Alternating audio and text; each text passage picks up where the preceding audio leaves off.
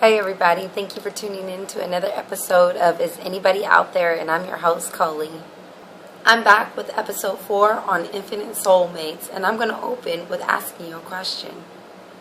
What exactly do you consider a soulmate? It's sad to say, but I've heard a lot of people say their definition is that one person that they can see themselves with forever. But all I can think is one soulmate? It scares me when people tell me that because that means that they're missing a lot of messages. Someone you can see yourself being with forever, it's only a small part of the truth. I believe that there are a lot of soulmates for us. Some that are only there momentarily, but imprint our souls. And what do I mean by imprint our souls? I mean, they come and they leave us messages, and these messages we carry with us for the rest of our lives. So those small messages did a very big thing in our lives, impacted us.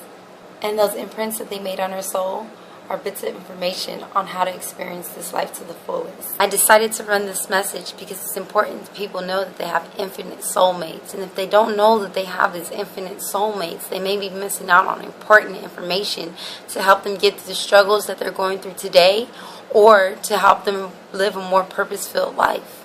I first discovered that I had many soulmates when I moved here to San Jose. I had been suffering from UTIs pretty much my whole life, and I had met a neighbor who lived across the way from me and taught me about holistics. Well, she showed me an alternative way to cure my UTIs instead of going with the medicines that the doctors have been giving me, and I'm proud to say that I haven't had a UTI in almost 2.5 years now. For my girls taking those pills for UTIs, drink some cucumber juice, it'll take care of it. That might not be something that everybody can relate to, but anybody that's ever suffered from a UTI would say that that's information that would change your life, change mine.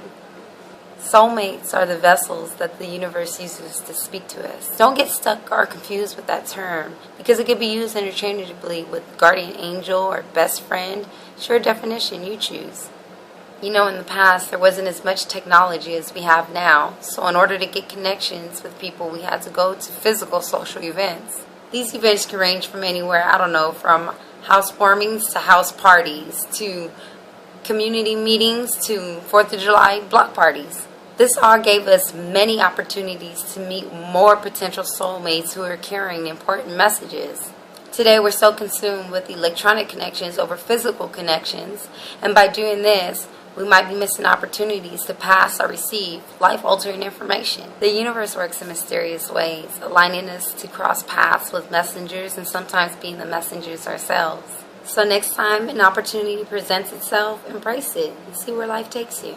See, the problem is people are afraid of leaving themselves open for possible rejection, so instead they stay to themselves. The thing is, by staying to ourselves and building walls all around us, we begin to see a loss in fellowship and also a stunt in our spiritual growth. And then we become bitter from loneliness. So, this is what we need to do. It's very simple. We need to smile more. We need to reach out and say hello with a hug. We also need to accept both good and bad emotions. And it wouldn't hurt to stop and take a moment to listen to somebody from a different walk of life. And for heaven's sake, if somebody is offering you advice, entertain it. That doesn't mean you have to accept it. So for a long time, my life was pretty repetitive, and it lacked a lot of meaning and diversity. Okay, let's keep it real. Sometimes I would rock my fucking face off. But really, in a nutshell, that's all I thought life had to offer. One day I crossed paths with this really cool spirit. His name is Spoon. He asked me to hide his identity, but here's a picture of him, and I think you'll still be able to get an idea of his spirit.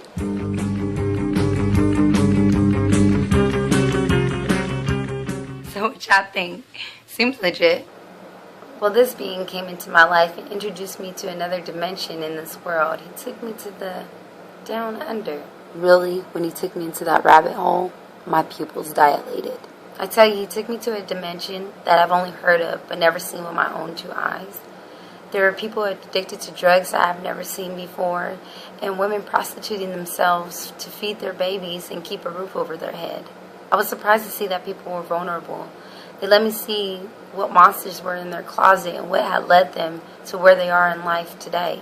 I found that leaving myself vulnerable as a sign of trust would comfort the person that I was talking to, and they would open up like a book. So this led me to be vulnerable to people from all different walks of life, whether that be the bum on the street or the billionaire in the $1 million house. I never know whether I'm playing the messenger or receiving the message. I've learned that soulmates come in all different wrappings, and the importance of their message is not limited to class, and it's priceless. Because I brought down my walls, I'm able to adopt the lens of those that I'm learning from. And by doing this, I'm able to grow several different ways to view the world. My life is no longer boring and monotonous. It's filled with adventures and limitless experiences. So I'm going to leave you all with my final thoughts and give you something to ponder on until my next video. Mentally adjusting our views of the world into another level of thinking is like falling out of the sky into an untamed rainforest. No roads or civilization in sight. Every great blue moon you come across another like yourself that has fallen out of the sky and into this rainforest and has also chosen to take the red pill and search for the truth. Some being in this rainforest longer than others. Wouldn't it behoove you to exchange critical information you may or may not know? So again, I ask you, what do you consider a soulmate? I wrote down here a little bit of information on what I would consider a soulmate. I really believe we have soulmates everywhere, friend and foe.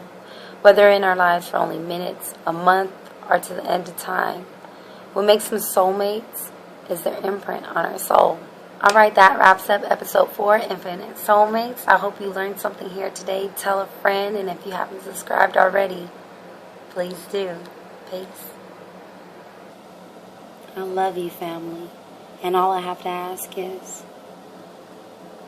anybody out there?